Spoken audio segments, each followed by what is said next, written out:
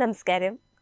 2-3 ദിവസങ്ങൾക്ക് മുൻപാണ് കോഴിക്കോട് കുറ്റ്യാടിക്കടുത്ത നെടുമണ്ണൂർ LP സ്കൂളിൽ ഗണപതി ഹോമവും ഭഗവതി സേവയുമൊക്കെ നടന്നത്. അതിൻ്റെ ദൃശ്യങ്ങളും പുറത്തു വന്നിരുന്നു. കൂടാതെ അതിൻ്റെ പേരിലുണ്ടായ വിവാദങ്ങളും കോലാഹലങ്ങളും എല്ലാം നമ്മൾ കണ്ടതുമാണ്. സ്കൂൾ മാനേജ്മെന്റ് അവരുടെ അമ്മമ്മയുടെ സ്മരണാർത്ഥം സ്കൂൾ കെട്ടിട നവീകരണത്തിൻ്റെ ഭാഗമായി വൈകുന്നേരം ഗണപതി പൂജയും ദേവീ പൂജയും നടത്തുകയായിരുന്നു. എന്നാൽ അങ്ങേയറ്റം അവരുടെ മാത്രമായ സ്വകാര്യ ചടങ്ങിനെ CPM രാഷ്ട്രീയവൽക്കരിക്കാനാണ് ശ്രമിച്ചത്.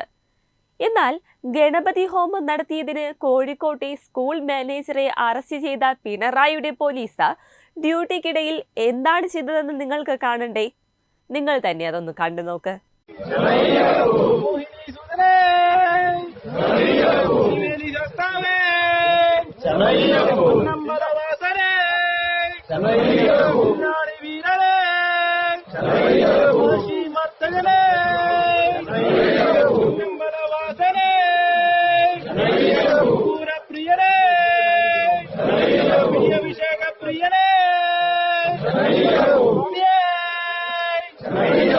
കണ്ടല്ലോ, ഞങ്ങളിട്ടാൽ നിക്കർ, നിങ്ങളിട്ടാൽ വള്ളിക്കളസമെന്ന കമ്മ്യൂണിസ്റ്റുകാരുടെ സ്ഥിരം ശൈലിയില്ലേ?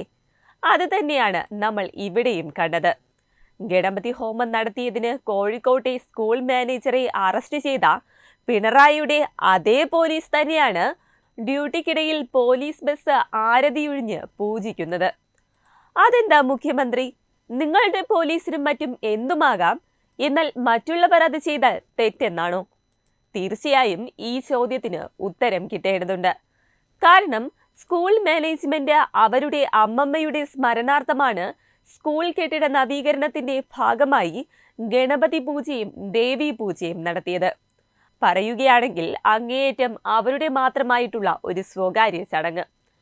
എന്നാൽ സ്കൂളിനെതിരെ RSS ആയുധ പൂജ നടത്തിയെന്ന ആരോപണവുമായി സ്ഥലത്തെ CPM ക്രിമിനലുകൾ സംഘടിച്ചെത്തി സ്കൂൾ കയ്യേറുകയും പൂജാദ്രവ്യങ്ങളും നിലവിളക്കുൾപ്പെടെ വലിച്ചെറിയുകയുമായിരുന്നു. ഇതിൽ RSSന് എന്താണ് പങ്കെന്ന് ചോദിക്കുന്നതിൽ കാര്യമില്ല. കാരണം അത്രയ്ക്ക് അല്പബുദ്ധികളാണല്ലോ കമ്മികള്. മാനേജരെയും കുടുംബത്തെയും ആക്രമിക്കുന്നു, തടഞ്ഞു വയ്ക്കുന്നു, പോലീസ് എത്തി അവരെ മാറ്റുന്നു. ഇത്രയും കാര്യമാണ് സത്യത്തിൽ അവിടെ സംഭവിച്ചത്. എന്നാൽ അതിനെ രാഷ്ട്രീയവൽക്കരിക്കാനായിരുന്നു CPM പ്രവർത്തകരുടെ ശ്രമം.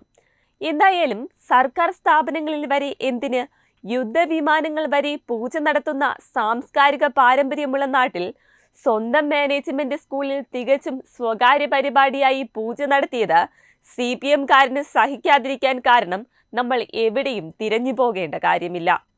വെബ് ഡെസ്ക് തത്തുമൈ ന്യൂസ്.